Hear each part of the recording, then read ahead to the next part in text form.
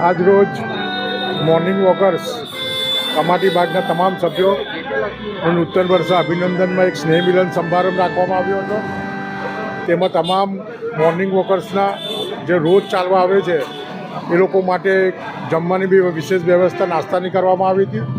અને આવનારો વર્ષ તમામ સભ્યોનું સ્વાસ્થ્યની રીતે સરસ રીતે થાય અને આર્થિક જે બી કોઈ સમસ્યા હોય ભગવાન એમને સરસ રીતે પૂર્ણ કરે અને નવું વર્ષ એમના પરિવારજનોને બી અને વડોદરાવાસી અને વોર્ડ નંબર 3ના તમામ વાસીઓને હું નૂતન વર્ષે અભિનંદન પાઠવું છું.